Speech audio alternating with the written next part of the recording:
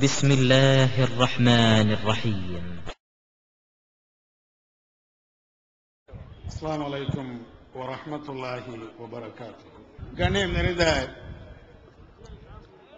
இஸ்லாமிய சகோதரர்களே, தாய்மார்களே, இந்த நேரத்திலே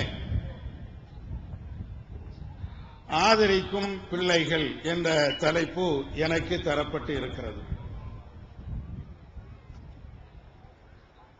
உலக சமுதாயத்திலே பெற்றோர்களை ஆதரிக்க வேண்டிய பிள்ளைகள், அரவணைக்க வேண்டிய குழந்தைகள் தங்களுடைய பெற்றோர்களுடைய விஷயத்திலே எப்படியெல்லாம் நடக்கிறார்கள், என்னென்ன நிகழ்வுகள் நடந்து கொண்டிருக்கிறது என்பதனையும், இதற்கு இஸ்லாமிய மார்க்கத்தின் அடிப்படையிலே சரியான தீர்வுகள் என்ன என்பதனையும் என்னுடைய உரையிலே விளக்க நான் ஆசைப்படுகிறேன். சமீபத்திலே உலக நாடுகளிலே எடுத்து வைக்கப்பட்டிருக்கக்கூடிய புள்ளி விவரங்கள், அதிலே முதியவர்களுடைய நிலைப்பாடுகள், பெற்றோர்களுடைய நிலைப்பாடுகள் எந்த அளவுக்கு இருக்கிறது என்பதனை அரசாங்கமும் தன்னார்வ நிறுவனங்களும் ஆய்வு செய்து சில புள்ளி விவரங்களை தந்திருக்கிறார்கள். அந்த புள்ளி விவரங்களை பார்த்தால் பெற்றோர்களுக்கு இவ்வளவு பெரிய கொடுமைகளும், வயதானவர்களுக்கு இவ்வளவு பெரிய சீரழிவுகளும் நம்முடைய நாட்டிலே, நம்முடைய பகுதிகளிலே நடக்கிறது என்று கேள்விப்படுகின்ற பொழுது, நாளைக்கு நாமும் முதியவர்களாக, வயதானவர்களாக வாழுகின்ற அந்த நேரத்திலே நம்முடைய பிள்ளைகளும் இது போன்ற கொடுமைகளை நமக்கு செய்வார்களா என்ற எண்ணமும் கவலையும் நம்மை எதிர்நோக்கி வருகிறது. நம்முடைய தாய் நாட்டிலே, இந்தியாவிலே முதியோர்களுடைய எண்ணிக்கை நாளுக்கு நாள் அப்படியே அதிகரித்துக் கொண்டே செல்கிறது என்று ஆய்வுகள் சொல்கிறது.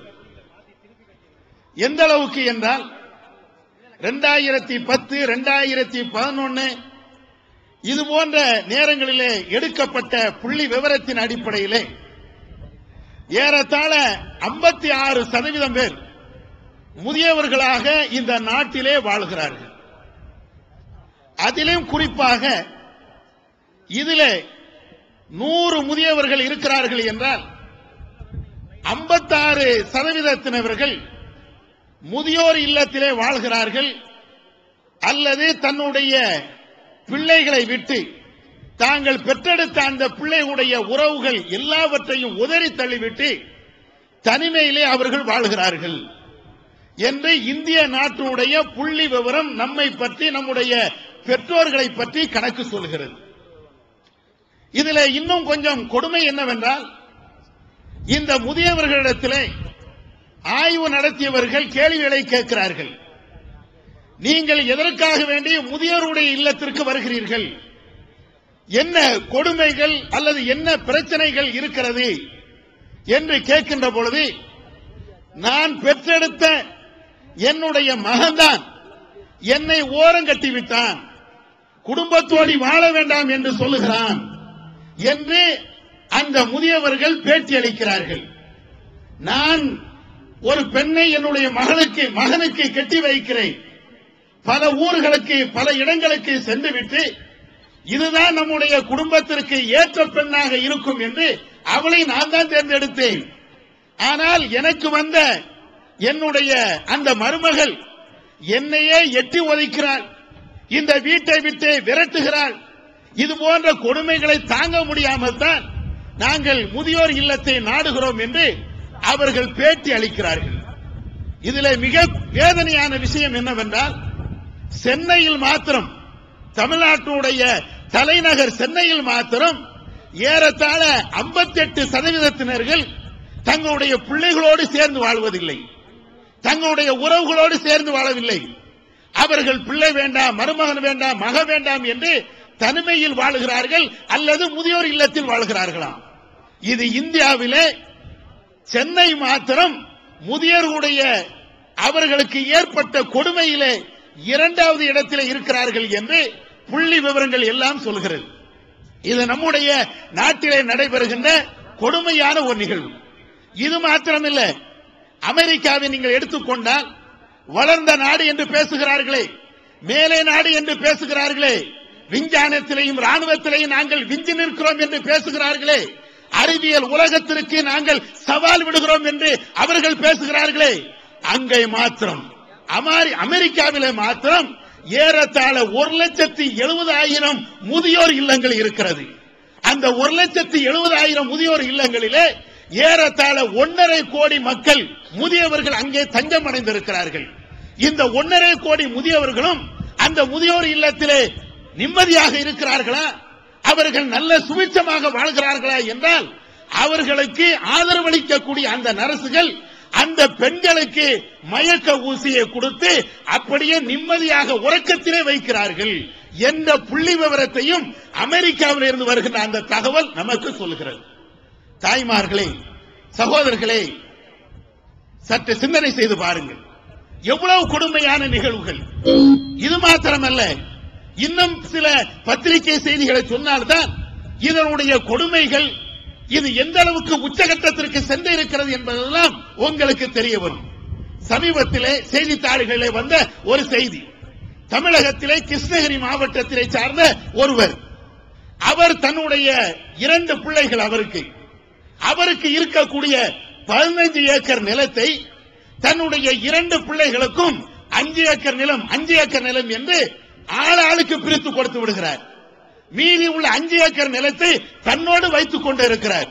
அதிலே ஒரு வீட்டை வைத்து விவசாயத்தை பார்த்துக் கொண்டு தள்ளாத வயதிலே 70 வயதிலே தன்னுடைய வாழ்க்கையை தள்ளிக்கொண்டே இருக்கிறார். அவருக்கு ஏற்பட்ட கொடுமை என்ன தெரியுமா? மூத்த மகனுக்கு 5 ஏக்கர் நிலம் 6 ஏக்கர் நிலத்தையும் கொடுத்திருக்கிறாரு, வீட்டையும் கொடுத்திருக்கிறாரு, நல்ல படிக்கையும் வச்சிருக்கிறாரு, நல்ல மனைவியை பார்த்து திருமணம் முடித்து வைத்திருக்கிறார். இவ்வளவும் செய்த அந்த தகப்பனுக்கு அந்த பிள்ளை செய்த கொடுமை என்னவென்றால், அந்த தகப்பனிடத்தில் இருக்கக்கூடிய ஒரு 5 ஏக்கரையும் பறித்துவிட்டு அவருடைய சொந்த வீட்டையும் பறித்துவிட்டு நடு ரோட்டில் விட்டு இருக்கிறார். போலீஸ் ஸ்டேஷனுக்கு அலையாக அறைந்து கொண்டிருக்கிறார் 70 வயசை தாண்டிய அந்த முதியவர். அதே போன்று வேறு சில பகுதிகளில் நீங்கள் பார்க்கலாம், பெற்ற பிள்ளையை தாயை கொடுமைப்படுத்துகின்ற அந்த நிகழ்வுகள், பெற்ற பிள்ளைகளே தந்தையை கொடுமைப்படுத்துகின்ற அந்த நிகழ்வுகள், வீட்டை விட்டு அடித்து துரத்தி உதைக்கக்கூடிய அந்த நிகழ்வுகள் ஏராளம் நம்முடைய நாடுகளிலே நம்முடைய கண்ணு முன்னாலேயே நடக்கிறது. குடித்து போட்டு அடிக்கிறது அல்லது காசு தரமாட்டேன் என்று சொல்லி அடிப்பது, இது எல்லாத்தையும் விட ஒரு மாமியார் தன்னுடைய வீட்டில் இருக்கிறார் என்றால் மருமகக்காரி வார்த்தையினாலேயே அந்த மாமியாரை மிக கொடுமையான முறையிலே தாக்குவது, இது போன்ற வன் கொடுமைகள் முதியவர்களுக்கு எதிராக ஒவ்வொரு நிமிடமும் தமிழகத்திலே நடந்து கொண்டே இருக்கிறது என்று புள்ளி விவரங்கள் நமக்கு சொல்லிக் கொண்டு இருக்கிறது. நாம் வேண்டுமானால் சில இடங்களிலே நம்முடைய பெற்றோர்கள் நல்லாதானே இருக்கிறார்களே, அவருடைய பெற்றோர் நல்லாதானே இருக்கிறார் என்று சொல்லலாம். இஸ்லாமிய சமுதாயத்தில் தான் இந்த கொடுமைகள் இல்லை என்று மறுப்பதற்கு இல்லை, ஆனால் குறைவாக நடக்கிறது. மற்ற சமுதாயத்தவர்கள் எல்லாம் நீங்கள் எடுத்து பார்த்தால் வளர்த்து ஆளாக்கிய அந்த பெற்றோர்களை தூக்கி போட்டு மிதிக்கக்கூடிய அந்த கலாச்சாரம் தான் கொடி கட்டி பறக்கிறது என்பதிலே எந்த அதிசயமோ ஆச்சரியமோ இல்லை. இதுதான் யதார்த்தமான உண்மை. இவ்வளவு கொடுமை நடக்குதா இல்லையா? நம்முடைய ஜமாத்துக்கும் வருகிறது. சமீபத்தில் திருநெல்வேலியிலே ஒரு முதியவர் நம்முடைய ஜமாத்தை நோக்கி வருகிறார். தனக்கு 4 பிள்ளைகள் இருக்கிறது என்று சொல்லுகிறார். 4 பிள்ளைகளும் என்னோடு பாசத்தோடு தான் அவர்கள் வளர்ந்தார்கள், நல்ல நிலையில் வளர்ந்தார்கள். என்னுடைய பிள்ளைக்கு தேவையான அத்தனை பொருட்களையும், அவனுக்கு தேவையான வீடு வாசல் அத்தனை நான் கொடுத்தேன். என்னுடைய சொத்துக்கள் எல்லாவற்றையும் எழுதி வாங்கிவிட்டு இன்றைக்கு என்னை தூக்கி நடுத்தரலை போட்டு விட்டார்கள். எனக்கு ஆதரவு தாருங்கள். நம்முடைய ஜமாத்து நோக்கி வந்திருக்கிறார். இன்றைக்கு அந்த பெரியவரை நாம அரவணைத்து நம்முடைய முதியோர் இல்லத்தில் சேர்த்து வைத்திருக்கிறோம். இதே போன்ற கொடுமைகள் நாம் நடத்துகிறோமே, நம்முடைய ஜமாத்தை சார்ந்த நாம் நடத்துகிறோமே முதியோர் இல்லம், அங்கு இருக்கக்கூடிய அந்த முதியோர்களிடத்தில் நீங்கள் கேட்டால் கண்ணீர் மல்க தங்களுடைய வாழ்க்கையை அப்படியே படம் பிடித்து காட்டுவார்கள்.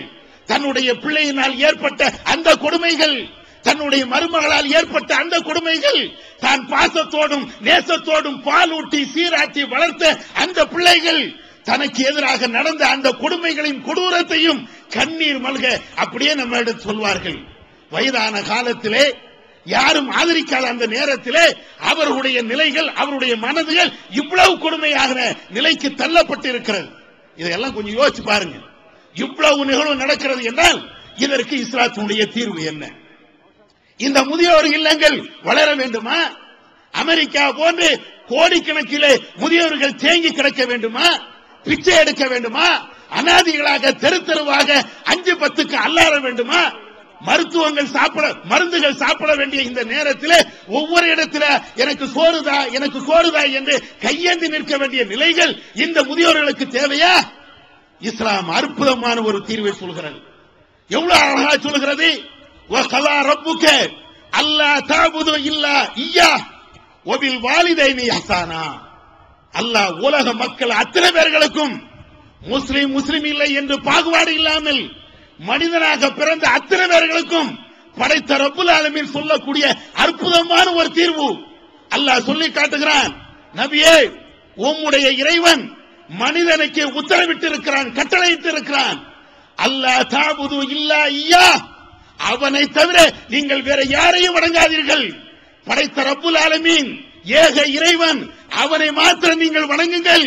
வபில் வாலிதைனி இஹ்சானா, உங்களுடைய பெற்றோர்களுக்கு நீங்கள் எப்படியெல்லாம் மரியாதைகளை, கண்ணியங்களை, ஆதரவுகளை தெரிவிக்க வேண்டுமோ அப்படியெல்லாம் நீங்கள் செய்யுங்கள் என்று அல்லாஹ் சொல்லி காட்டுகிறான். வேறு சில இடங்களிலும் அல்லாஹ் சொல்கிறான், வவஸ்ஸைனல் இன்சான பிவாலிதைஹி ஹுஸ்னா, மனித சமுதாயத்திற்கு அவனுடைய பெற்றோருக்கு முறையாக கடமைகளை செய்ய வேண்டும் என்று அவனுக்கு நாம் வலியுறுத்தி சொல்லி காட்டுகிறோம். திருமறை குர்ஆனை நீங்கள் புரட்டி பார்த்தால் ஏக இறைவனை வணங்க வேண்டும், அவனுக்கு இணை வைக்க கூடாது என்று சொல்லக்கூடிய பல இடங்களிலே இணை என்ற அந்த பாவம் செய்யக்கூடாது என்று சொல்லக்கூடிய அந்த இறைவன் அதற்கு அடுத்தபடியாக வபில் வாலிதைனி இஹ்சானா, பெற்றோரிடத்தில் முறையாக நீங்கள் நடங்கள், அவர்களுக்கு உபகாரம் செய்யுங்கள், அவர்களுக்கு தேவையான வசதி வாய்ப்புகளை நீங்கள் செய்து கொடுங்கள் என்று அல்லாஹ் பல்வேறு இடங்களிலே சொல்லி காட்டுகிறான். நபிகள் நாயகம் ஸல்லல்லாஹு அலைஹி வஸல்லம் அவர்கள் சொல்லி காட்டுகிறார்கள், ஐயுல் அமலி அஹப்பு இலல்லாஹ், இறைவனிடத்திலே மிக மிக விருப்பமான அமல் எது? அல்லாஹ் நேசிக்கக்கூடிய, அல்லாஹ் ஏற்றுக்கொள்ளக்கூடிய அற்புதமான அமல் எது என்று நபியிடத்திலே கேட்கப்படுகின்ற அந்த நேரத்திலே அல்லாஹ்வுடைய தூதர் சொல்லி காட்டுகிறார்கள், அஸ்ஸலாத்து அலா வக்திஹா, தொழுகையை அதனுடைய நேரத்திலே நீ தொழுவதா. என்ன அமல்கள் நாம செய்தாலும், எவ்வளவு பெரிய சிறப்புக்குரிய நன்மைகளை நாம செய்தாலும் அந்த நன்மைகளிலேயே சிறந்த நன்மை தொழுகையை அதற்குரிய நேரத்தில் தொழுவது என்று சொல்லிவிட்டு அவர் கேட்கிறார், நபியிடத்திலே அந்த நபி தோழர் கேட்கிறார், சும்மா பின்பு என்ன? தொழுகையை அதற்குரிய நேரத்தில் தொழுதால் அது சிறந்த நன்மை, அதற்கு பின்னால் வேற எது என்று கேட்கின்ற பொழுது நபிகள் நாயகம் ஸல்லல்லாஹு அலைஹி வஸல்லம் அவர்கள் சொல்லி காட்டுகிறார்கள், பிர்ருல் வாலிதை, உன்னுடைய பெற்றோர்களுக்கு நீ நலம் செய்வது, உன்னுடைய பெற்றோர்களுக்கு முறையாக அவரிடத்தில் நடந்து கொள்வது என்று நபிகள் நாயகம் ஸல்லல்லாஹு அலைஹி வஸல்லம் அவர்கள் சொல்லி காட்டுகிறார்கள். இன்னொரு ஹதீஸிலே, புகாரிலே, முஸ்லிமிலே இடம்பெறுகின்ற இன்னொரு செய்தியிலே நபிகள் நாயகம் ஸல்லல்லாஹு அலைஹி வஸல்லம் அவர்கள் சொல்கிறார்கள், ஒரு நபி தோழர் அல்லாஹ்வுடைய தூதரிடத்திலே வருகிறார். அவர் கேட்கிறார், நான் போர் செய்யலாமா? நபியிடத்திலே அவர் கேட்கிறார், நான் போர் செய்யட்டுமா? உன்னை அல்லாஹ்வுடைய தூதர் சொல்கிறார்கள், உனக்கு பெற்றோர்கள் தாயும் தந்தையும் உயிரோடு இருக்கிறார்களா, அல்லது உன்னுடைய தாய் உயிரோடு இருக்கிறார்களா என்று கேட்கின்ற பொழுது வந்தவர் சொல்கிறார், ஆமா யா ரசூலல்லாஹ். நபி அவர்கள் சொல்கிறார்கள், ஃபீஹிமா ஃபஜாஹித், உன்னுடைய தாய்க்கும் தந்தைக்கும் நீ பணிவிடை செய்யக்கூடிய அந்த விஷயத்திலே உன்னுடைய அறப்போராட்டம் இருக்கட்டும். நீ போர்க்களத்திலே போய் எதிரிகளை வெட்ட வேண்டும் என்று நினைக்கிறாயா? எதிரிகளுக்கு உன்னுடைய உயிரை கொடுக்க வேண்டும் என்று நினைக்கிறாயா? உன்னுடைய உடலையும் உன்னுடைய முதுகையும் உன்னுடைய நெஞ்சையும் காட்ட வேண்டும் என்று நினைக்கிறாயா? அதற்கு ஈடான, அதற்கு சமமான ஒரு கூலி உனக்கு கிடைக்க வேண்டும் என்றால் உன்னுடைய பெற்றோருக்கு உபகாரம் பண்ணு, உன்னுடைய தாய் தந்தை நீ கவனி, உன்னை பெற்றெடுத்தார்களே அவர்களுக்கு என்னென்ன நன்மைகள் செய்ய முடியுமோ அந்த நன்மை நீ செய் என்று அல்லாஹ்வுடைய தூதர் ஜிஹாது செய்ய வந்த, போர் செய்ய வந்த, போருக்கு அனுமதி கேட்டு வந்த அந்த நபி தோழரிடத்திலே சொன்னதாக இது சஹீஹ் புகாரி என்ற நூலிலே நம்மால் பார்க்க முடியும். வெளிவந்துவிட்டது இஸ்லாம் கூறும் குடும்பவியல் ரமலான் மாதம் தொடர் சொற்பொழிவு 5 டிவிடிகளாக விலை ரூபாய் 150 மட்டுமே. கூரியர் செலவு தனி. கிடைக்கும் இடம் TNTJ வீடியோ விஷன், நம்பர் 30, அரமனைக்காரன் தெரு, மண்ணடி, சென்னை 1. இஸ்லாத்தை குர்ஆன் மற்றும் ஹதீஸ் வாயிலாக அறிந்திட அழகிய இணையதளமான onlinepj.com என்ற இணையதளத்திலிருந்து எடுக்கப்பட்ட இஸ்லாம், அரசியல் மற்றும் சமூக கேள்விகளுக்கான பதில்களின் ஒரு தொகுப்பு. கொள்கை விளக்கம், தொழுகை, நோன்பு, ஜக்காத், ஹஜ், அரசியல் மற்றும் பொதுவான பதில்கள் உள்ளிட்ட சுமார் 300 கேள்விகளுக்கான பதில்கள் அடங்கிய இந்த புத்தகத்தின் விலை ரூபாய் 150 மட்டுமே. தமிழ்நாடு தௌஹீத் ஜமாத்தின் புதிய வெளியீடு, மாதம் ஒரு பிரசுரம், கட்டுரைகளின் தொகுப்பு, விலை ரூபாய் 120 மட்டும். கிடைக்கும் இடம் TNTJ வீடியோ விஷன், எண் 30, அரண்மனைக்காரன் தெரு, மண்ணடி, சென்னை 1. செல் 9500168989. இதே போன்று ஏராளமான ஹதீஸ்கள் நபியிடத்திலே வந்து சில பேர் கேட்கிறார்கள், சில நபி தோழர்கள் கேட்கிறார்கள், அல்லாஹ்வின் தூதரே, நான் யாரை மிக நேசத்துக்குரியவராக, நண்பனாக, தோழனாக எடுத்துக்கொள்ள வேண்டும்? அல்லாஹ்வுடைய தூதர் சொல்கிறார்கள், உம்முக்க, உன்னுடைய தாய், சும்மா உம்முக்க, பின்பு யார்? உன்னுடைய தாய், பின்பு யார்? உன்னுடைய தாய். இஸ்லாத்துல இந்த பெற்றோருக்கு செய்யக்கூடிய மரியாதை, முதியவர்களுக்கு செய்யக்கூடிய மரியாதை, நம்மை பெற்றெடுத்த அந்த தாய்க்கும் தந்தைக்கும் செய்யக்கூடிய அந்த உபகாரங்கள், அதற்கு ஈடு இணையாக ஒரு பெரிய நன்மைகளை இஸ்லாம் சொல்லல. அவ்வளவு பெரிய நன்மை, அவ்வளவு பெரிய நன்மை நீ செஞ்சுக்கிட்டே இரு. உன்னுடைய தகப்பனுக்கு, உன்னுடைய தாய்க்கு என்னென்ன உபகாரங்கள் செய்ய முடியுமோ அத்தனை நீ செய். அவ்வளவு மரியாதை இஸ்லாத்துல, இவ்வளவு மரியாதை சொல்லப்பட்டிருக்கு. ஏன் ஏன் ஏன் அந்த தாய்க்கு இவ்வளவு பெரிய மரியாதை? ஏன் அந்த தந்தைக்கு இவ்வளவு பெரிய மரியாதை? அவர்கள் செய்த தியாகங்கள் என்ன? அவர்கள் செய்த மிகப்பெரிய செயல்பாடுகள் என்ன? அல்லாஹ் அதை வேறு சில வசனங்களிலே சொல்லி காட்டுகிறான். வஸைனல் இன்சான், மனித சமுதாயத்திற்கு நான் வலியுறுத்தி சொல்லி இருக்கிறோம், பிவாலிதைஹி, தன்னுடைய பெற்றோர்களுக்கு அவர்கள் மரியாதை செய்ய வேண்டும், அவர்களை ஆதரிக்க வேண்டும். ஏன் தெரியுமா?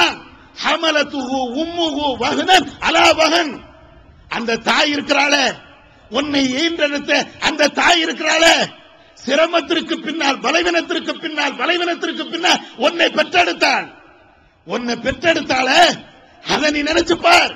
உன்னுடைய தாய் அவளுடைய வயிற்றுல 10 மாசம் உன்னை சுமந்தாள, அதை நீ நினைச்சு பாரு. உன்னுடைய தாய் உன்னை சுமந்ததுனால, உன்னை பெற்றெடுத்ததுனால, பல சிரமத்துக்கு இடையில அவள் உன்னை பெற்றெடுத்ததுனால உன் தாய்க்கும் கடமை செய், உன்னுடைய தந்தைக்கும் நீ மரியாதை செய். தந்தைக்கு என்று ஒரு தனி சிறப்பு. அவர்கள் இதை செய்தார்கள், அதை செய்தார்கள், எனவே இதை செய் என்று அல்லாஹ் சொல்லல. உன்னுடைய தாய் இதை செஞ்சாள்ல, உன்னை பெற்றெடுத்தாள்ல, எவ்வளவு பலகீனம். அவ சாப்பிட்டு இருக்க மாட்டா, நீ வயிற்றுல இருந்திருப்ப. நீ வயிற்றுல 1 மாசம், 2 மாசம், 3 மாசம் இப்படின்னு ஆரம்ப காலகட்டத்தில் நீ இருந்திருப்ப. அவ சாப்பிடணும் நினைப்பு வரும், சாப்பிட மாட்டா. குடிக்கணும் நினைப்பு வரும், ஒரு தண்ணி குடிக்க மாட்டா. எதை குடிச்சாலும் வாந்தி, சுருட்டு சுருட்டு படுத்து கிடப்பா. எதுக்கப்பா? எதற்கு? நீ வளரணுங்கிறதுக்காக வேண்டி. மாடியில ஏறுனா மெதுவா ஏறு அப்படின்னு டாக்டர் சொல்லி இருப்பான். வேற எங்கேயும் போகும்போது பஸ்ல போயிடாத, உனக்கு ஏதாவது ஆயிரும் அப்படின்னு இருப்பான். அதற்காக வேண்டி வீட்டிலேயே முடங்கி கிடந்தால, பல வருடமாக அப்படியே கிடந்தால, எதுவும் சாப்பிடாம, ஒண்ணுமே குடிக்காம, வெளி உலகமே தெரியாம, அப்படியே படுத்த படுக்கையிலேயே ஒன்னை அந்த வயிற்றுல சுமந்து சுமந்து அப்படியே இருந்தால, எவ்வளவு பலவீனம், எவ்வளவு பலவீனம். ஒரு நேரம் சாப்பிடாம இருக்க முடியுமா? மத்தியானம் சாப்பாடு இல்லை என்றால் துடி துடித்து போகிறோமே. ஒரு நாள் சாப்பிடாம இருந்தால் அப்படியே சோர்ந்து கீழே படுத்துறோமே. நீ வயிற்றுல இருந்ததற்காக, உன்னை அவள் சுமந்ததற்காக அவள் பட்ட அந்த கஷ்டம் கொஞ்சமா நெஞ்சமா நினைச்சு பாத்தியாடா? நீ வயிற்றுல இருந்த அந்த தாயை உதைக்கின்ற பொழுது நீ உதைக்கக்கூடிய அந்த உதை அவளுக்கு சந்தோஷம். என் புள்ள உதைக்கிறான், வயிற்று அப்படியே தடவி கொடுப்பா. என் புள்ள துடிக்கிறான், எவ்வளவு அற்புதமான பாசத்தோடு உன்னை வளர்த்திருந்தா, அந்த புள்ள இன்றைக்கு பெரியவனாக ஆனதற்கு பின்னால உனக்கு அறிவும் ஞானமும் உனக்கு பொருளாதார எல்லா நிலையும் உயர்ந்த நிலையும் வந்ததற்கு பின்னால அந்த தாயை எட்டி உதைக்கிறிய. கல் மனசு இருந்தா கூட இதை செய்ய முடியுமா? அந்த தாயை நீ பேசுறிய, உனக்கு இது போன்ற ஒரு மனசு வருமா? அல்லாஹ் அப்படி கேட்கிறான். ஏன் தெரியுமா? உன்னை பெற்றெடுத்தாள்பா. இதை இன்னொரு இடத்துல அல்லாஹ் சொல்லி காட்டுகிறான். வஸைனல் இன்சான பிவாலிதைஹி ஹுஸ்னா இஹ்சானா. உன்னுடைய பெற்றோர்களுக்கு நீ என்னென்ன உபகாரம் செய்ய முடியுமோ அத்தனை உபகாரம் செய் என்று மனிதர்களுக்கு நாம் வலியுறுத்தி சொன்னோம். ஏன் தெரியுமா? ஹமலத்துஹு உம்முஹு குர்ஹன் வ வலஅத்துஹு குர்ஹா. அந்த தாய் அவனை சுமக்கின்ற பொழுது கஷ்டத்தோடு தான் சுமந்தாள். அந்த குழந்தையை பெற்றெடுக்கின்ற பொழுதும் பயங்கரமான சிரமத்தோடு தான் பெற்றெடுத்தாள். இன்னொரு இடத்தில் அல்லாஹ் சொல்லும் போது ஓ ஃபிஸாலுஹு ஃபி ஆமைன், 2 வருஷமா உனக்கு பால் கொடுத்தாளப்பா, நீ கேட்டியா? நீ கேட்டியா? இம்மா எனக்கு பால்தா என்று கேட்டியா? எனக்கு வயிறுக்கு பசிக்குது என்று நீ சொல்லி இருப்பியா? நீ ஒரே அழுக, ஒரே அழுக. அந்த ஒரு அழுக நீ பாலுக்காக வேண்டி அழுகிற தாய்க்கு தெரியும். ஒரு அழுக உன்னை எறும்பு கடிச்சிருச்சு அப்படின்னு அந்த தாய்க்கு தெரியும். ஒரு அழுக உனக்கு வேற ஏதோ தூக்கம் வருது, அது அந்த தாய் புரிவா. இவ்வளவு அற்புதமா அந்த தாய் அந்த குழந்தையினுடைய மொழியை தெரிந்து வைத்திருக்கிறாள. எந்த தகப்பனுக்காவது இது முடியுமா? வேற யாருக்காவது இது முடியுமா? ஒரு ஆளுக்கு இது முடியாது. அந்த பாஷையை அறிந்து கொள்வது, அந்த குழந்தையினுடைய நிலையை புரிந்து கொள்வது வேற யாருக்கும் தெரியாது. அவ்வளவு அற்புதமாக அவ்வளவு அழகாக அந்த தாய் அந்த குழந்தையினுடைய மொழியை அறிந்து அந்த குழந்தைக்கு தக்க அப்படி நடக்குது. தகப்பனும் நாமளும் இருப்போம். குழந்தை அழுகிறது என்றால் தூக்கி தோல்ல போட்டு கொஞ்ச நேரம் அங்கெங்கும் போவோம். திரும்ப அழுது 2 அடி போட்டு அடிச்சுட்டு இன்னும் பாரு நிக்க மாட்டேங்க, அழுக மாட்டுக்கு, அழுக நிக்க மாட்டுக்கு அப்படின்ட்டு போயிடுறோம். அவங்க அப்படி இல்லை. நாமளும் போடுறோம், நல்ல அழுவுது. அந்த தாய் தோல்ல போடுற அழுக வந்த இடமே தெரிய மாட்டேங்குது. அப்படியே சாதாரணமா அந்த குழந்தை போயிருது. அப்ப இதுக்கெல்லாம் என்ன காரணம்? இதெல்லாம் யோசிக்க மாட்டியா? இதெல்லாம் உன்னுடைய தாய் உன்னை வளர்த்தால, உன்னுடைய தகப்பன் நீ சின்ன பிள்ளையா இருக்கும் போது உனக்கு சம்பாதிச்சு போட்டார. இந்த காரணத்திற்காக வேண்டி உன்னுடைய பெற்றோர்களுக்கு நீ உபகாரம் பண்ண மாட்டியா? செய், அவங்களுக்கு தேவையான அத்தனை நீ செய் என்று அல்லாஹ் தன்னுடைய திருமறையிலே சொல்லி காட்டுகிறான். அதே மாதிரி இது உலகத்தில் பெற்றோர்களுக்கு நாம் ஏன் உபகாரம் செய்ய வேண்டும் என்பதற்காக அல்லாஹ் சொல்லக்கூடிய சில காரணங்கள். இந்த பெற்றோர்களுக்கு உபகாரம் செய்ததுனால மறுமையில என்ன நன்மை கிடைக்குது? நம்மை பெற்றெடுத்த அந்த தாய்க்கும் தந்தைக்கும் நாம செய்யக்கூடிய அந்த உபகாரத்தினால மறுமையில நமக்கு அதுக்கு பரிகாரம் சொர்க்கம். ஒரு ஈமான் இருக்கணும். ஈமான் இல்லாம ஒரு காபிர் தன்னுடைய பெற்றோரை தங்கத்துல குளிப்பாட்டினாலும் வெள்ளி தட்டுல சாப்பாடு வச்சாலும் அதுக்கு நன்மை இருக்காது. ஈமான் இருக்கணும், அடிப்படையான விஷயம் அது. அப்ப ஈமானோடு ஒருவர் பெற்றோருக்கு எல்லா விதமான உபகாரங்களையும் அவர் செய்கிறார் என்றால் அதுக்கு பரிகாரம் மறுமையில சொர்க்கம்தான். நபிகள் நாயகம் ஸல்லல்லாஹு அலைஹி வஸல்லம் சொல்லி காட்டுகிறார்கள், ரகைமான் புன் சும்ம ரகைமான் புன் சும்ம ரகைமான் புன். ரசூலுல்லாஹ் சொல்றாங்க, ஒருத்தனுடைய மூக்குல மண் படட்டும், நாசமா போட்டும், அந்த கருத்தை சொல்றாங்க. நாசமா போட்டும், நீ மீண்டும் நாசமா போட்டும், இன்னும் நாசமா போட்டும் அப்படின்னு அல்லாஹ்வுடைய தூதர் சொல்றாங்க. உடனே நபி இடத்துல கேட்கிறாங்க, யார் ரசூலுல்லாஹ், யார் அது? உங்களுடைய சாபத்துக்கு ஆளாகிறான, நீங்களே திட்டக்கூடிய அளவுக்கு ஒருத்தர் போறான, அது யாரு அப்படின்னு கேட்கும் போது நபிகள் நாயகம் ஸல்லல்லாஹு அலைஹி வஸல்லம் அவர்கள் சொல்கிறார்கள், மன் அத்ரக அபவைஹி இந்தல் கிபரி அஹதுஹுமா அவ் கிளைஹுமா ஃபலம் யதுகுல் ஜன்னா. ஒரு மனுஷனுக்கு அவனுக்கு பெற்றோர்கள் 2 பேருமே இருந்து உயிரோடு இருக்கிறார்கள். ஒருவனுக்கு பெற்றோர்கள் 2 பேருமே உயிரோடு இருக்கிறார்கள், அல்லது அந்த 2 பேர்ல ஒரு ஆள் உயிரோடு இருக்கிறாங்க. அந்த 2 பேர்ல ஒரு ஆளோ 2 பேரோ வயசான நிலையை அடைகிறார்கள். அவர்களுக்கு பணிவிடை செய்து ஒருத்தர் சொர்க்கத்தை அடையவில்லை என்றால், பெற்றோர்கள் இருந்தும் அவர்களுக்கு உபகாரம் செய்யாமல் ஒருத்தர் சொர்க்கத்துக்கு போகாம இருக்கிறான் என்றால் அவன் நாசமா போட்டும். பெற்றோர் இருந்து நீ சொர்க்கத்துக்கு போகாம இருக்க முடியுமா? இப்படி ரசூலா கேட்கிறாங்க. உனக்கு பெற்றோர் இருந்தார்லப்பா, நீ ஈமான் கொண்டு இருந்தில்ல, இதை வைத்துக் கொண்டால் நீ சொர்க்கத்துக்கு போக கூடாது. அப்ப அதை கூட உன்னால செய்ய முடியலன்னா நீ நாசமா போ, உருப்படி இல்லாம போ. பெற்றோர்களுக்கு நீ செய்யக்கூடிய அந்த நன்மையின் மூலமாக உனக்கு அந்த சொர்க்கத்தை அடைய முடியவில்லை என்றால் நீ இருந்து என்ன, செத்து என்ன லாபம்? இந்த கருத்துல அல்லாஹ்வுடைய தூதர் சொல்றாங்க. என்னப்பா உனக்கு அந்த பெற்றோர்களுக்கு செய்யக்கூடிய எல்லாத்தையும் நீ செய். இன்னொரு ஹதீஸ்ல எப்படி வருகிறது என்றால் நபிகள் நாயகம் ஸல்லல்லாஹு அலைஹி வஸல்லம் அவர்கள் சொல்கிறார்கள், மன் அத்ரக வாலிதைஹி அவ் அஹதுஹுமா சும்ம தஹலன்னார் மின் பாதி தாலிக். ஒரு மனுஷனுக்கு பெற்றோர்கள் 2 பேர் அல்ல ஒரு ஆளோ, அந்த 2 பேரும் இருந்து அவர்களுக்கு எந்த விதமான பணிவிடைகள் அல்ல எந்த விதமான உபகாரம் செய்யாம ஒருத்தர் நரகத்துக்கு போய் விடுகிறானே, அவன ரசூலுல்லாஹ் சொல்றாங்க, அபஅதஹுல்லாஹ் வஅஸாகஹு, அல்லாஹ் அவனை தூரமாக்குவானாக, அல்லாஹ் அவனை கோப பார்வையோடு பார்ப்பானாக, அல்லாஹ்வுடைய லானத்தும் அல்லாஹ்வுடைய சாபமும் அவனுக்கு ஏற்படட்டும். ஏன் உன்னுடைய தாய்க்கு நீ செய்யல மரியாதை, உன்னுடைய தகப்பனுக்கு நீ எதுவும் செய்யல, செய்யாத காரணத்தினால நீ நரகத்துக்கு போற என்று சொன்னால் என்ன பண்ணினா மனுஷனா? அட பெற்றோர்களை மதிக்காதவன்னா பிள்ளையா? நாம கேட்கிறோமே, இதை விட கூடுதலான வார்த்தையில அல்லாஹ்வுடைய லானத் ரசூலுல்லாஹ்வுடைய சாபம் எல்லாம் இறங்கட்டும் என்று இந்த ஹதீஸ்கள் நமக்கு வலியுறுத்துகிறது. அதனால இந்த நன்மை சொர்க்க வேணுமா, உங்களுக்கு நரகத்திலே இருந்து விடுதலை வேணுமா, மறுமையில நீங்கள் நிம்மதியாக அந்த ஜன்னத்துல் ஃபிர்தௌஸ் என்ற சொர்க்கத்துக்கு நீங்க நுழைய வேண்டுமா, பெற்றோர்களுக்கு என்னென்ன உபகாரம் அவர்களை எப்படியெல்லாம் ஆதரிக்க முடியுமோ அப்படியெல்லாம் நீங்க ஆதரிச்சு பாருங்க. அப்படியெல்லாம் நீங்க ஆதரிச்சீங்க அப்படின்னா உங்களுக்கு எல்லா விதமான நன்மைகள் கிடைக்கும். எப்படி ஆதரிக்கிறது? பெற்றோர்களை ஆதரிக்குதுன்னா பாப்பாக்கார் வாராரு, அத்தா வாராரு, வாங்க அத்தா நல்லா இருக்கீங்களா, முடிஞ்சு வச்சா இப்படி சொன்னா முடியுமா? அம்மா வாராங்க, அம்மா என்னம்மா நீ என்ன 10 மாசம் சுமந்து வளர்த்த, நீ நல்ல தாயுமா, உன்னை நான் பாராட்டுகிறேன் அப்படின்னு சொன்ன முடிஞ்சா அவங்களுக்கு தேவையான உதவிகளை நீ செய். வார்த்தைகளை பசப்பு வார்த்தை சில பேர்ட்ட இருக்கும், நல்லா பசப்புவாங்க. சில பெற்றோர்கள் பிள்ளைகளை பெற்றெடுத்தா அந்த தாயை எப்படியெல்லாம் பசப்பி அந்த தாயை மயக்க முடியுமோ அப்படியெல்லாம் மயக்கிறான். அதனாலதானே அந்த தாயிட்ட தந்தையுடைய சொத்தை எல்லாம் எழுதி வாங்க முடியுது. சொத்தை எழுதி வாங்குறானே, பசப்பு வார்த்தை இல்லை என்றால், ஏமாற்று வார்த்தை இல்லை என்றால் அந்த தகப்பன் இருந்து வாங்க முடியுமா?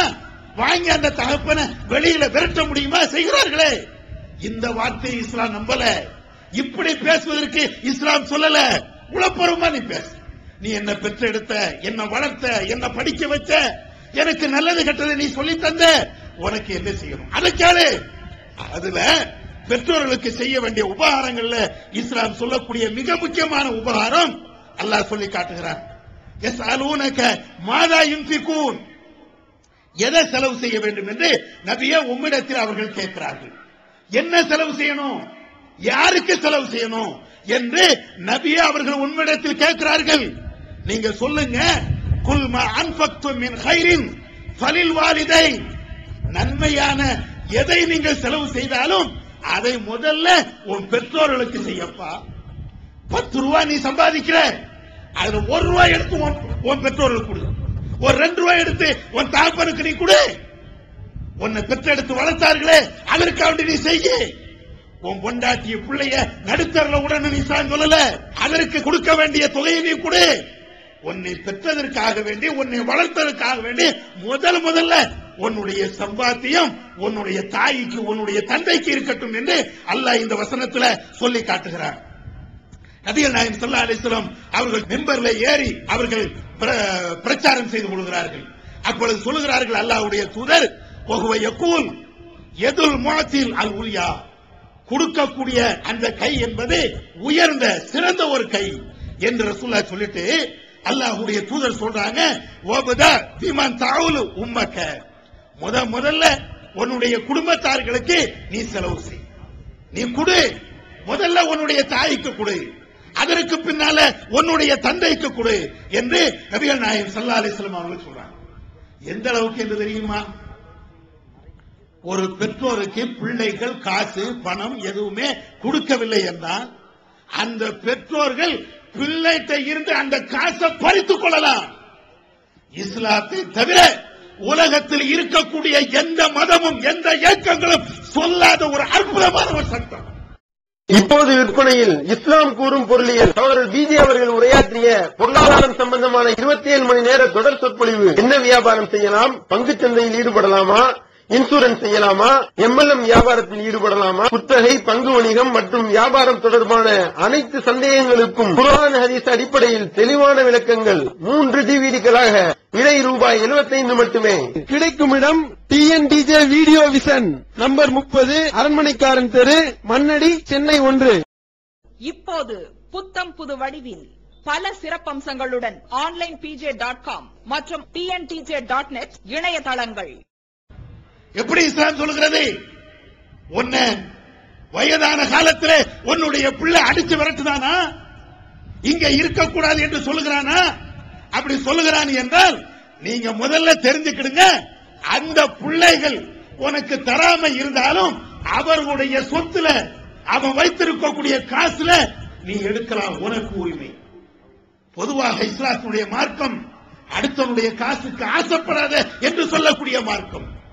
யாருடைய சொத்தையும் யாருடைய செல்வத்தையும் அபகரித்தால் அது மிகப்பெரிய குற்றம் என்று சொல்லக்கூடிய இந்த மார்க்கத்தில் ஒரு தந்தைக்கு ஒரு தாய்க்கு இஸ்லாம் கொடுக்கக்கூடிய முக்கியத்துவம் என்னன்னா, அவன் தரலன்னு நீ எடுத்துக்க. இதற்கு என்ன ஆதாரம்? நபிகள் நாயகம் ஸல்லல்லாஹு அலைஹி வஸல்லம் அவர்களிடத்துல ஒரு மனிதர் வந்து கேட்கிறார், யா ரசூலல்லாஹ் இன்னலி மாலன் வ வலதா, எனக்கு சொத்தும் இருக்குது பிள்ளையும் இருக்கிறாங்க, ஆனால் வ இன்ன வாலிதி யஹ்தாஜு மாலி, என்னுடைய பெற்றோர்கள் இன்னைக்கும் உயிரோடு இருக்கிறாங்க, அவங்க என்னுடைய சொத்து வேணும்னு கேட்கிறாங்க. இவர் கேட்கும் போதே நம்ம கேட்ட மாதிரியே கேட்கிறார் பாரு. நம்ம பிள்ளைகள் என்ன செய்வோம், கல்யாணம்னா கட்டி கொடுத்ததுக்கு பின்னால தகப்பனுக்கு ஏதாவது கூடப்பா, எனக்கு பொண்டாட்டி பிள்ளை இருக்குது, ஒவ்வொரு ஆளும் இதை சொல்லுவோம். எத்தனை நாளைக்கு என் தகப்பனுக்கு நான் கொடுத்துக்கிட்டே இருக்க முடியும்? எத்தனை நாளைக்கு என் தாய்க்கு நான் சம்பாத்தியம் பண்ணி கொடுத்துக்கிட்டே இருக்க முடியும்? எல்லாத்தையும் நாம் சம்பாத்தியம் பண்ணக்கூடிய அத்தனையும் என் தாய் தந்தைக்கு கொடுத்துட்டா என் பொண்டாட்டி பிள்ளை என் நடுத்தரல விடவா கேட்கிறோமா?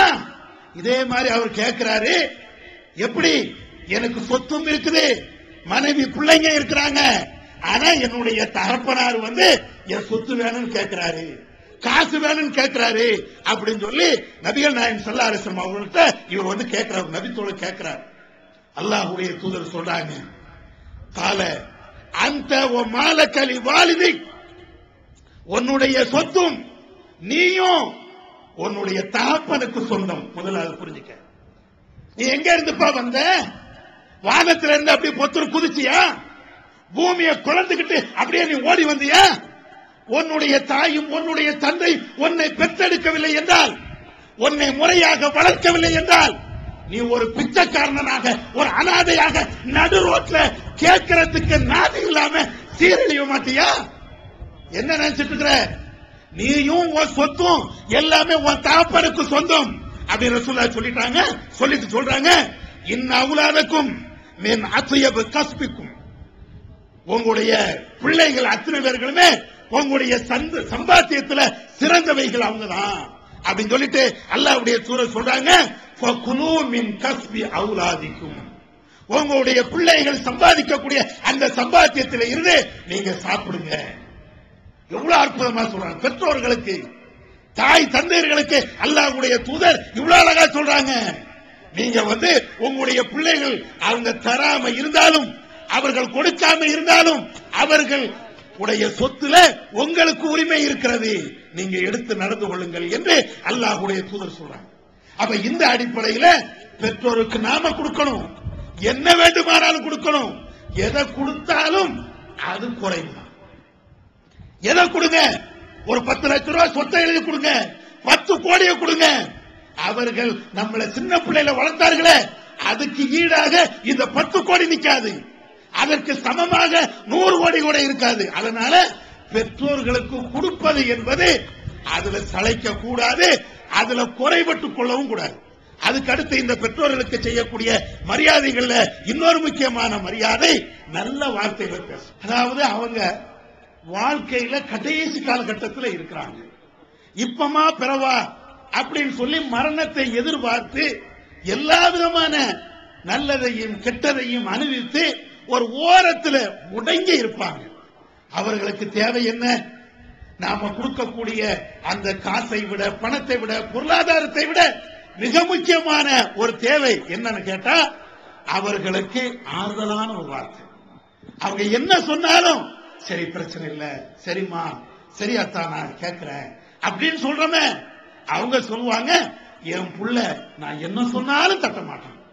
ஆனா சில பேரு அத்தா வாயை திறந்தாலே போதும், அம்மா வாயை திறந்தாலே போகும், சாவ மாட்டியா, உனக்கு என்ன சாவரத்துக்கு பள்ளிவாசல் கிடையாதா, செத்து தொலைய வேண்டிதானே, என் உயிரப்பட்டு ஏன் வாங்குற?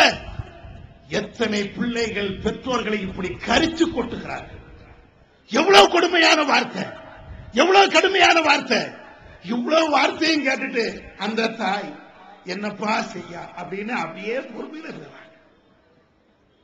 அந்த தாய் அப்பவும் கூட தன்னுடைய பிள்ளை எதிர்த்து பேச மாட்டா, தன்னுடைய மருமகளை எதிர்த்து பேச மாட்டா, வாய்க்குள்ளேயே புலம்புவா. என்ன செய்ய, வயசான காலம், என்னுடைய நாடி நரம்பு எல்லாம் ஆடி ஒடுங்கி விட்டது, இன்னைக்கு என்னால பேச முடியாது, என் பிள்ளை பேசுறான், என்ன செய்ய? எவ்வளவு கொடுமையாக இருக்கும், எவ்வளவு மோசமான நிலையா இருக்கும், கொஞ்சம் யோசிச்சு பாருங்க.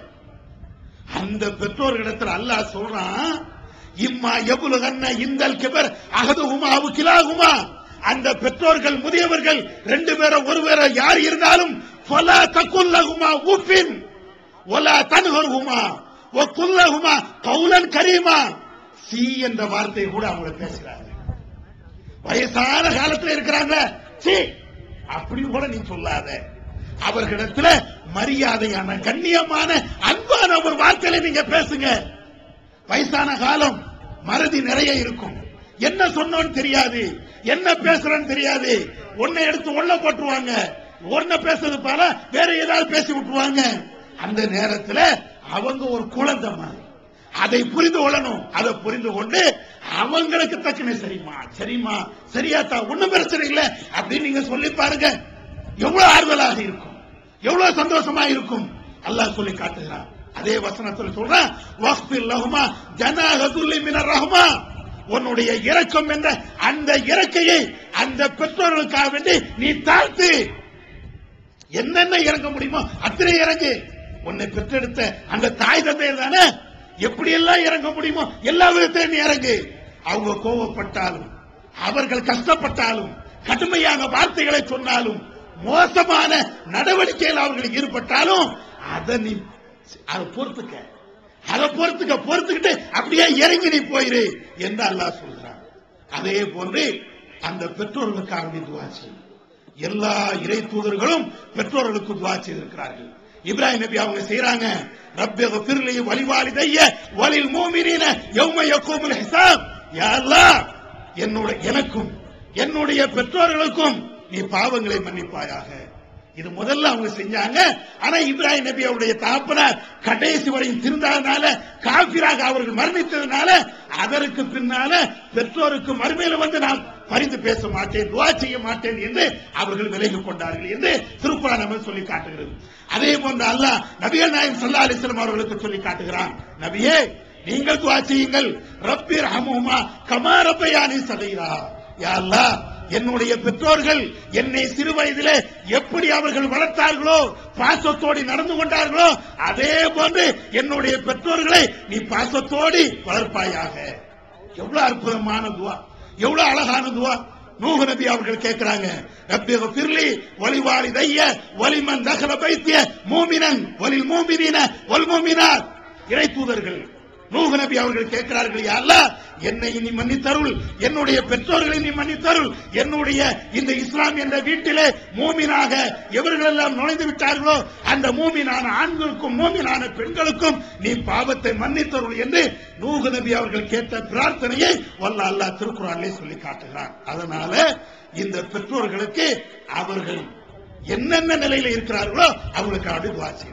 அதே நேரத்தில் அவர்கள் இணை வைத்த நிலையில் மரணித்து விட்டார்கள் என்றால் அவர்களுக்காக வேண்டி இறந்ததற்கு பின்னால் துஆ செய்ய முடியாது. இணை வைத்த நிலையில அவர்கள் மரணித்து விட்டார்கள் என்றால், இணை வைத்த நிலையில் மரணித்ததற்காக வேண்டி இறந்ததற்கு பின்னால் துஆ செய்ய முடியாது. உயிரோடு இருக்கிறாங்க, உயிரோடு இருக்கின்ற பொழுது தர்காவுக்கு போகிறார்கள், தாயத்து மேல் நம்பிக்கை வைத்திருக்கிறார்கள், அல்லது வேற ஏதாவது மந்திர சக்தி மேல் நம்பிக்கை வைக்கிறார்கள் என்றால் அவங்கள்ட்ட நாம உபதேசம் செய்யலாம். இப்ராஹிம் நபி தன்னுடைய தகப்பனாருக்கு உபதேசம் செய்தது போன்று நாமளும் உபதேசம் செய்யலாம். அதே போன்று அவர்களுக்காக உயிரோடு வாழ்கின்ற அந்த நேரத்தில் வல்ல அல்லாஹ்விடத்தில் துஆ செய்யணும். யா அல்லாஹ், என்னுடைய பெற்றோர்கள் வழிகேடான வழியிலே செல்கிறார்கள், அவர்களுக்கு நீ நேரான வழியை காட்டு என்று அவர்களுக்கு துஆ செய்யலாம். உயிரோடு இருக்கின்ற பொழுது கண்டிப்பாக துஆ செய்யணும். ஆனா ஷிர்கான நிலையில அவர்கள் இறந்து விட்டார்கள் என்றால் அவர்களுக்காக வேண்டி துஆ செய்ய முடியாது என்றும் இஸ்லாம் நமக்கு வலியுறுத்துகிறது. எனவே பெற்றோர்களுக்கு நம்மால் இயன்ற உபகாரங்கள், நம்மால் இயன்ற என்னென்ன உதவிகள் செய்ய முடியுமோ அத்தனை உதவிகளும் செய்ய வேண்டும். அவர்கள் இறைவனால் படைக்கப்பட்ட நமக்கு உபகாரம் செய்த ஒரு அழகான ஒரு நல்ல அடியார்கள். அவர்களுக்காக வேண்டி என்னென்ன உபகாரங்கள் செய்ய முடியுமோ அந்த உபகாரங்களை செய்வோம்.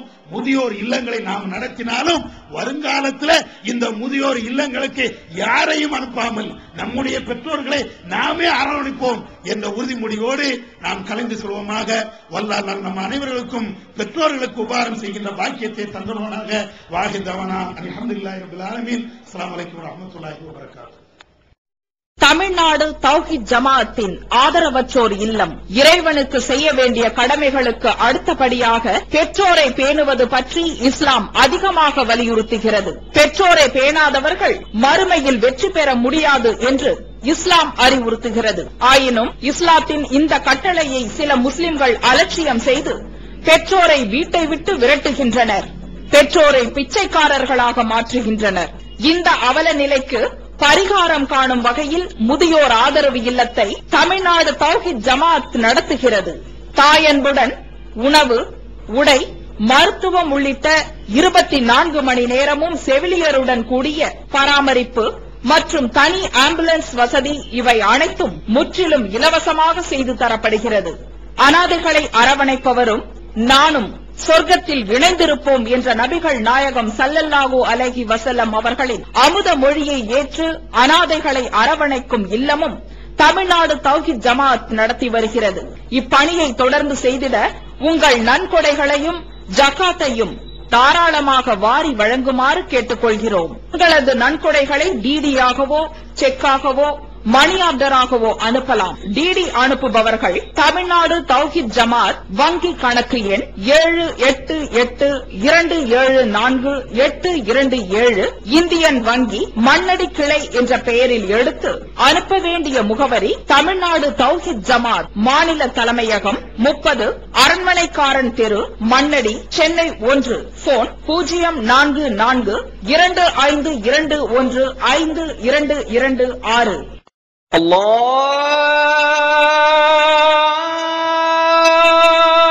أكبر.